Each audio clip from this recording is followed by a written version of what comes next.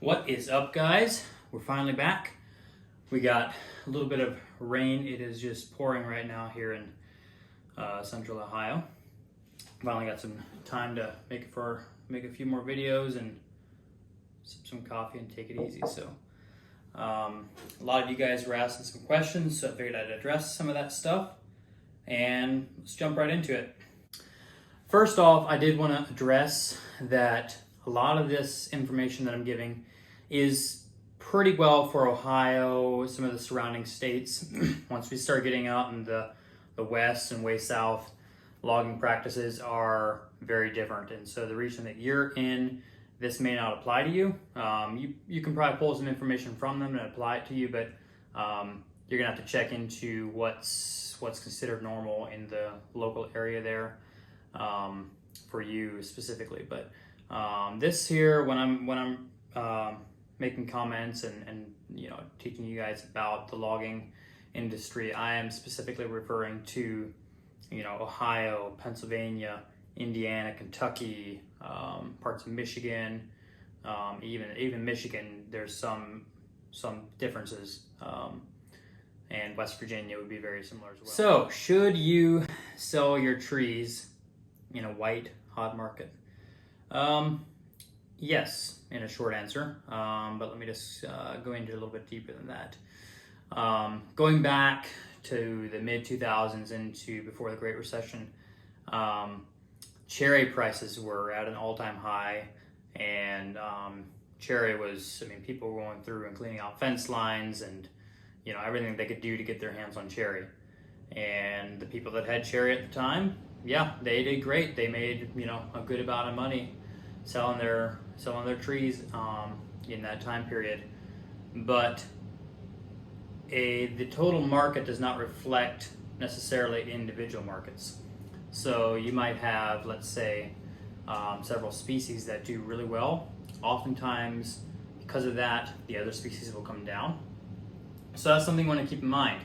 Now, currently, we have overall an entire market saturation, meaning we're talking about high prices for almost everything. Even your low grade stuff is doing well right now.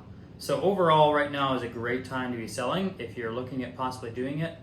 And yeah, there are people that sort of missed that train with a cherry, for instance, and now they have a woods full of a bunch of cherry trees that are not worth much at all. And so if you have a individual market that's doing really well, especially kind of an oddball market, for instance, white oak and walnut are always at the top. As long as I've been in the industry, white oak and walnut has been at the top, and the other stuff is what can fluctuate up and down a little bit more.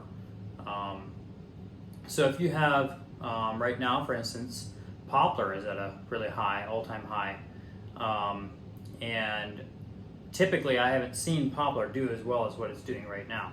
So if you have a stand of poplar right now, would be a great time to sell something like that.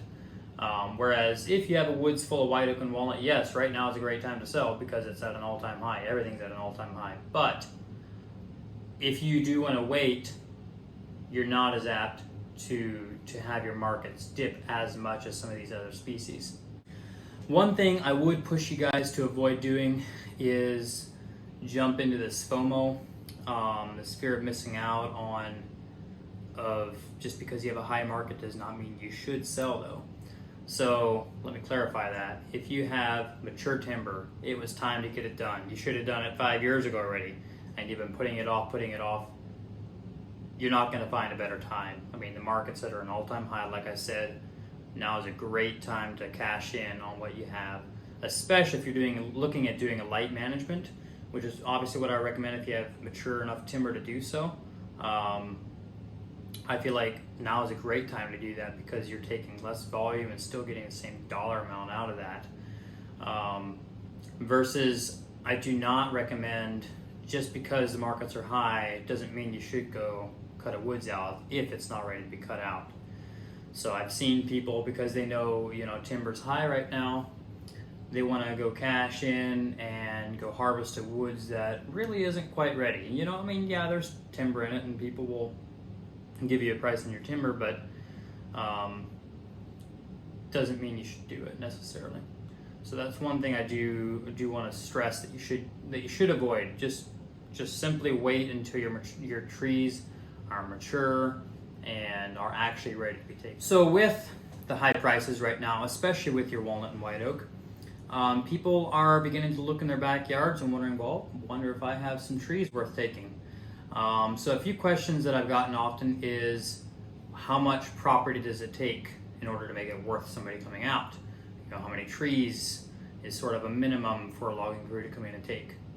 So there'll be some different answers depending on the crews. So you'll have some larger operations that, 100,000 feet, is a small amount. And, to give you context, an average tree here in Ohio can be a couple hundred feet.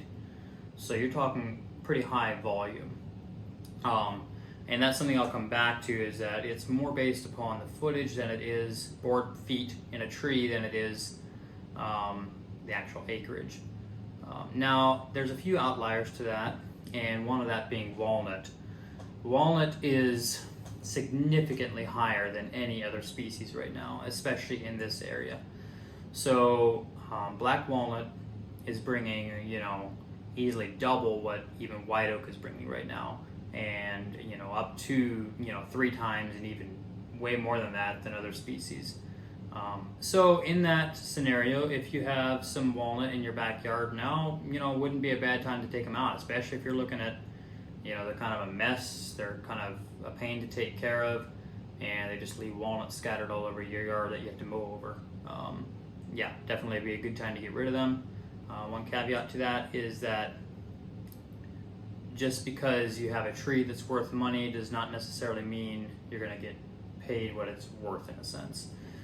So you also have to be looking at, what does it take to get it down. For instance, today I walked a piece of property that had some trees that were very nice. They were large diameter walnut trees and definitely worth some money, but a lot of them were right along a road.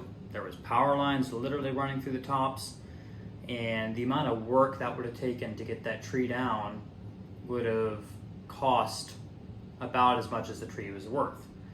So that's something else you need to keep in mind. Just because you have a tree in your backyard that would be worth a lot of money, that's when it begins to tip the scales, when you take into consideration how much it's going to cost to get the tree down to begin with.